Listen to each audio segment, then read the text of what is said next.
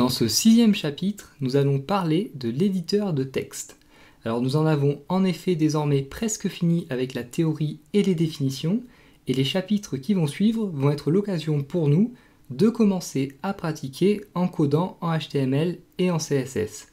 Mais avant tout, il va donc nous falloir mettre en place notre environnement de travail, c'est-à-dire réunir les différents éléments qui vont nous permettre de pouvoir coder en HTML et en CSS.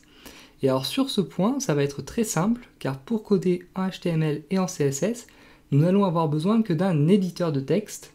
Donc un éditeur de texte qui va nous permettre de pouvoir écrire des pages de code et de les enregistrer au bon format, c'est-à-dire avec la bonne extension. Alors des éditeurs de texte, il en existe des milliers disponibles sur Internet. Beaucoup d'entre eux sont gratuits, mais certains sont payants. Et ils fonctionnent très souvent avec des environnements différents, c'est-à-dire Windows, macOS, etc., etc. Alors je n'ai pas de conseils précis quant au choix de votre éditeur.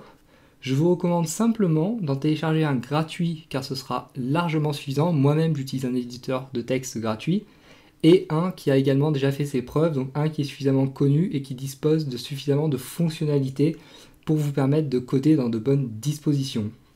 Alors personnellement, j'utilise la version gratuite du logiciel Komodo, c'est-à-dire Komodo Edit, qui est multiplateforme, donc c'est un gros avantage puisqu'il fonctionne aussi bien sous Windows que Mac ou encore Linux. Et donc vous pourrez trouver cet éditeur si vous voulez installer le même que moi sur le site komodoide.com et pensez bien donc à prendre la version gratuite car Komodo dispose également d'une version payante. Donc la version gratuite c'est celle-ci, donc c'est bien Komodo Edit, donc qui est gratuite. Vous pouvez la télécharger ici et ensuite vous n'avez qu'à l'installer. Donc le site c'est komodoide.com/komodo-edit, tout simplement. Alors une fois que vous avez choisi votre éditeur, vous allez l'installer comme n'importe quel autre programme et puis ensuite je vous invite à l'ouvrir. Donc si vous avez choisi Komodo Edit comme moi, vous devriez avoir une page de ce type-là. Si vous avez choisi un autre éditeur comme Notepad++, par exemple, si vous êtes sous Windows, vous allez avoir une page qui va s'ouvrir qui va être à peu près similaire à celle-ci. Et donc normalement pour vous par défaut, si vous créez un nouveau fichier, donc pour moi ça va être ici, nouveau fichier, vous allez avoir un fond qui doit apparaître en blanc théoriquement. Donc je vous recommande déjà de paramétrer votre éditeur afin de changer cette couleur de fond pour aller vers un gris foncé comme moi, car cela fatiguera beaucoup moins vos yeux. Vous allez très vite vous rendre compte si vous commencez à coder de manière un petit peu soutenue qu'un fond foncé est beaucoup plus agréable qu'un fond clair. Donc pour paramétrer les différentes couleurs de votre éditeur, donc moi il faut que je clique sur Komodo en haut à gauche, donc je dispose d'un Mac, avec un PC c'est peut-être un petit peu différent, mais ça va être sensiblement la même chose. Et ensuite donc vous avez une fenêtre de ce type là qui s'ouvre, et vous allez aller donc dans Fonts and Colors, donc l'écriture, la police d'écriture et les couleurs, et vous pourrez ici donc paramétrer les différentes couleurs, donc notamment la couleur de fond. Et vous devrez également, si vous changez la couleur de fond, très certainement, changer la couleur des codes, puisque par défaut, le fond est blanc et les codes sont écrits en noir, théoriquement. Et donc, si vous mettez le fond en foncé, il faudra que vous mettiez les codes en clair. Donc, comme vous voyez, moi, j'ai changé toutes les couleurs. J'ai mis du vert clair, du jaune, afin que tout se détache bien et que vous voyez bien tout lorsque vous codez.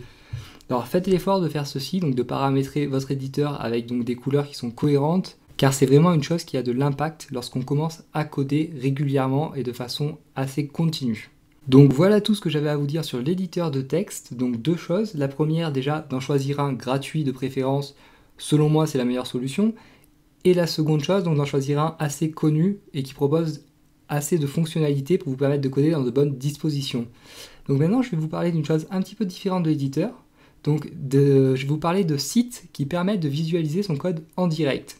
Donc certains d'entre vous connaissent peut-être le site JSBean, donc qui est un site que j'utilise beaucoup personnellement pour des démonstrations et pour des exemples. Et donc ce genre de site, donc comme JSBean, JSFiddle, etc., etc., vous permet donc d'écrire du code ici et d'avoir en direct le résultat. Donc par exemple, nous allons pouvoir écrire un paragraphe en HTML et ce paragraphe va s'afficher immédiatement donc sur la droite de ma fenêtre. Vous voyez ici on a « Je suis un paragraphe ». On peut également écrire des titres, etc., etc., toutes sortes de codes, donc notamment du code HTML, qui va s'afficher immédiatement. Donc ces sites peuvent être très pratiques, encore une fois dans le cadre de démonstration ou pour tester des petits codes. Alors cependant, retenez qu'ils sont également limités, puisqu'on ne pourra pas faire certaines choses avec ces sites, Et notamment, si un jour on doit créer un site avec plusieurs pages reliées entre elles, on devra obligatoirement utiliser un éditeur car il n'y a aucun moyen donc, de relier plusieurs pages entre elles avec ce genre de site. Donc pour le moment, je vous conseille de vous en tenir à votre éditeur de texte et de progresser en même temps que moi.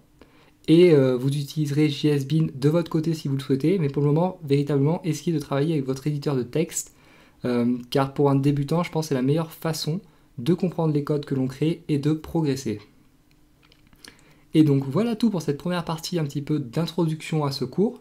Et dès le prochain chapitre, nous allons commencer à voir les bases en HTML et nous allons commencer à coder en HTML tout simplement. Donc je vous dis au prochain chapitre, à bientôt.